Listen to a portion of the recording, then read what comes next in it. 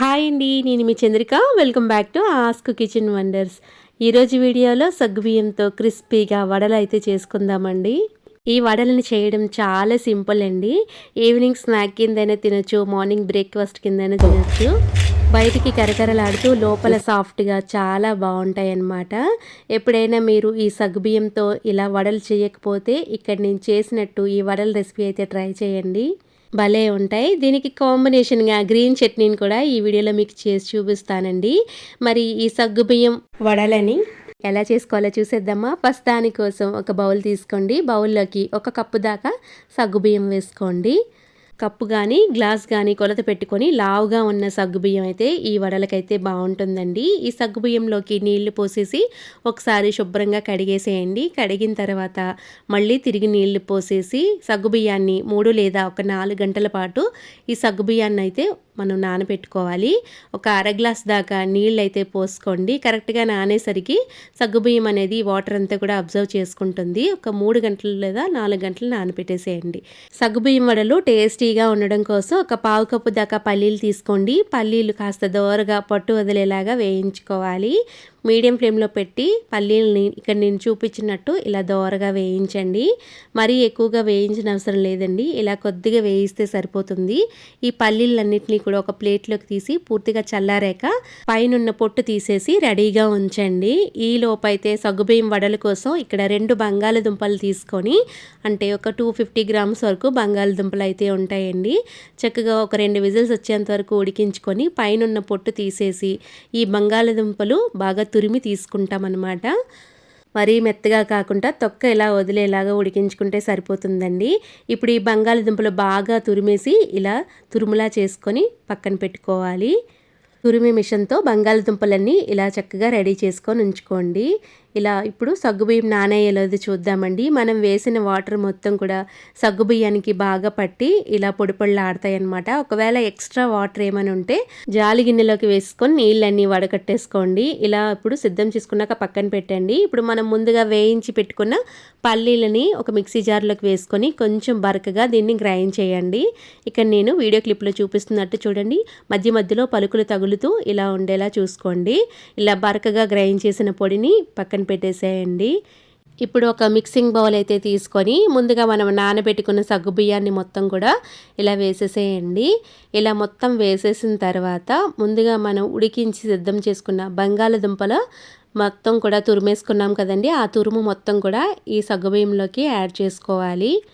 మనం తీసుకున్న పావు కేజీ బంగాళదుంపల్ని ఇలా తురిమేసి సగ్గుబియ్యంలోకి యాడ్ చేసుకున్న తర్వాత ఇప్పుడు దీంట్లోకి కొద్దిగా 1 ఇంచి దాకా అల్లం తీసుకొని ఇలా చిన్న ముక్కల కింద తరిగి వేసుకోండి. అలాగే దీంట్లోకి 3 లేదా ఒక 4 పచ్చిమిరపకాయలు తీసుకొని చిన్న చిన్న ముక్కల కింద కట్ చేసుకొని వేసుకోండి. అలాగే ఒక 2 రెమ్మల కరివేపాకును తీసుకొని ఇలా చిన్న చిన్న ముక్కల కింద కట్ చేసుకొని వేసుకోండి.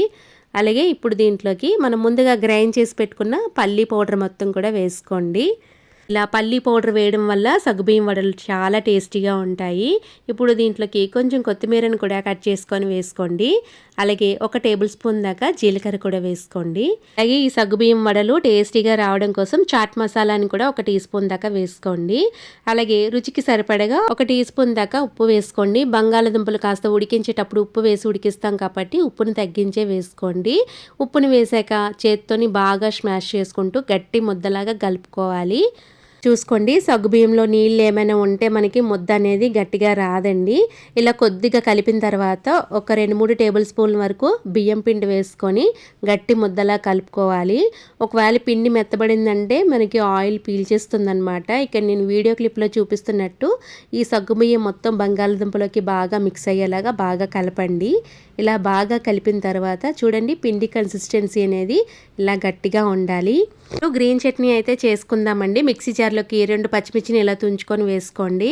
అలాగే దీంట్లోకి ఒక చిన్న అల్లం ముక్క వేసుకోండి. అలాగే 3 లేదా 4 వెల్లుల్లి రెబ్బలు పొట్టు తీసివేయండి.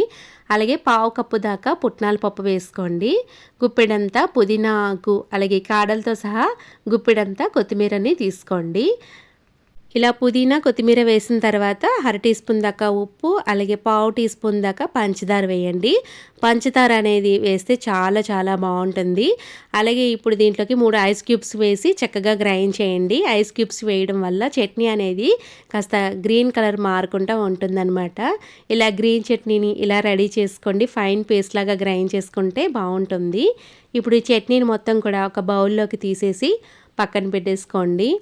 ఈ సగ్గుబియ్యం వడలకి మంచి కాంబినేషన్ చట్నీ అండి. ఈ చట్నీ డెఫినెట్గా ట్రై చేయండి, చాలా చాలా బాగుంటుంది. ఇప్పుడు చట్నీని పక్కన పెట్టేసి వడలు ఎలా వేసుకుందామో చూసేద్దాము. ముందుగా మనం కలిపి పెట్టుకున్న ఈ ముద్దని మనం చేతికి ఆయిల్ అప్లై చేసుకుంటూ చిన్న చిన్న వడల షేప్లోని దీన్ని వత్తేసుకోవాలి. చూడండి, ఇక్కడ నేను వీడియో క్లిప్లో చూపిస్తున్నట్టు ఇలా గట్టి ముద్దలా తీసుకొని వడల్ని ఇలా వత్తేసుకోవాలండి. ప్లెయిన్గా ఇలా వేసుకున్నా పర్వాలేదు, మధ్యలోకి హోల్ పెట్టి దీన్ని ఫ్రై చేసుకున్నా పర్వాలేదు. మరీ పల్చగా కాదు, అలాగని మందంగా కాకుండా మీడియంలో ఇలా గారెల్లాగా వత్తేసుకోండి. ఇలా అన్నీ రెడీ చేసుకున్న తర్వాత ఒక ప్లేట్లోకి తీసి పక్కన పెట్టేద్దాము. ఇలా ప్లేట్లోని అన్నీ రెడీ చేసి పెట్టుకొని ఒకేసారి ఫ్రై చేసుకోవడానికి బాగుంటుంది కాబట్టి నేను ఇక్కడ ముందుగానే ప్లేట్లోకి ఒక 6-7 దాకా ఇలా రెడీ చేసుకున్న తర్వాత నేను ఫ్రై చేస్తానన్నమాట. మీరు వెంటనే చేసే పని అయితే ఆయిల్ పొయ్యి మీద పెట్టుకుంటూ ఈ వడల్ని చేత్తో ఒత్తేసుకొని వెంటనే ఆయిల్లోకి డ్రాప్ చేయొచ్చు. ముందుగా నేను ఇలా సిద్ధం చేసుకొని పక్కన పెట్టుకున్నానండి. ఆ తర్వాత ఒక కడాయి తీసుకోండి. డీప్ ఫ్రై కోసం కొంచెం ఆయిల్ వేసుకొని ముందుగా చిన్న పిండి ముద్ద వేసుకోండి. ఇలా మీడియం హీట్లో ఉన్నప్పుడే ఈ వడలన్నీ కూడా ఆయిల్లోకి డ్రాప్ చేయండి. ఇలా డ్రాప్ చేసిన తర్వాత ఈ వడలన్నీ కూడా వెంటనే టర్న్ చేయకండి. వాటంతటా అవే కొంచెం పైకి తేలుతాయి అన్నమాట. ఆ టైంలోని మనం గరిటె పెట్టి కొద్దిగా ఇలా కదిపితే సరిపోతుందండి. మరీ ఎక్కువ కదిపేస్తే వడలు అనేవి కాస్త బ్రేక్ అవుతాయి అన్నమాట. కొంచెం వేగిన తర్వాత నెమ్మదిగా ఇలా టర్న్ చేసుకుంటే బాగుంటుందన్నమాట. చూడండి, వడలన్నీ కాస్త వేగి పైకి తేలాయి కదా. ఇప్పుడు ఒక్కొక్క వడని టర్న్ చేసుకుంటూ రెండో వైపు కూడా మంచి కలర్ వచ్చేంత వరకు బాగా వేయించుకోవాలి. వడలు వేగేటప్పుడు మీడియం హీట్లోనే వేయించుకోవాలి. మీడియం ఫ్లేమ్లో పెట్టుకొని వడలు క్రిస్పీగా బాగా బంగారు రంగు వచ్చేంత వరకు ఈ సగ్గుబియ్యం వడలు అయితే వేయించుకోండి. ఏమాత్రం కూడా ఈ వడలు అనేవి ఆయిల్ పీల్చవండి. చాలా క్రిస్పీగా కరకరలాడుతూ భలే వస్తాయన్నమాట. మంచి బంగారు రంగు వచ్చిన తర్వాత ఈ వడలన్నీ కూడా చక్కగా ఆయిల్లో నుంచి ఇలా తీసేసి ఎక్సెస్ ఆయిల్ అంతా కూడా కడాయిలోకి వదిలేసేయండి. వేడిగా ఈ సగ్గుబియ్యం వడలు ఇలా వేసుకొని ఈ గ్రీన్ చట్నీతో ఒక్కసారి ట్రై చేయండి. చాలా చాలా బాగుంటాయండి. బయట క్రిస్పీగా లోపల సాఫ్ట్గా సగ్గుబియ్యం వడలు కరకరలాడుతూ సూపర్గా ఉంటాయన్నమాట. పిల్లలు చాలా చాలా ఇష్టంగా తింటారు. సౌండ్ వింటుంటేనే అర్థమైపోతుందండి వడలు ఎంత క్రిస్పీగా వచ్చాయో. డెఫినెట్గా ట్రై చేయండి. అలాగే చేయడం కూడా చాలా సింపుల్ అండి. బజ్జీలు చేసుకునేంత ఈజీగా ఈ సగ్గుబియ్యం వడలు ఈజీగా చేసేసుకోవచ్చు. ఈ సగ్గుబియ్యం వడలు కూడా మనం వేసిన పల్లీ పౌడర్ మధ్యలో తగులుతూ సూపర్ టేస్టీగా ఉంటాయండి. మీరు ఎప్పుడైనా ట్రై చేయకపోతే ఈ సగ్గుబియ్యం వడలు ఒకసారి ట్రై చేయండి. చాలా చాలా బాగుంటాయి. పిల్లలు కూడా చాలా ఇష్టంగా తింటారు. నచ్చిందా మరి? నచ్చితే డెఫినెట్గా ట్రై చేయండి. ట్రై చేశాక మీ ఫీడ్బ్యాక్ని నాతో కింద కామెంట్ సెక్షన్లో కామెంట్ కూడా చేయండి. వీడియో కనుక నచ్చితే లైక్ చేయండి, షేర్ చేయండి. మరిన్ని టేస్టీ అండ్ సింపుల్ రెసిపీస్ కోసం మన ఆస్క్ కిచెన్ వండర్స్ ఛానల్ని తప్పకుండా సబ్స్క్రైబ్ చేయండి. Thanks for watching.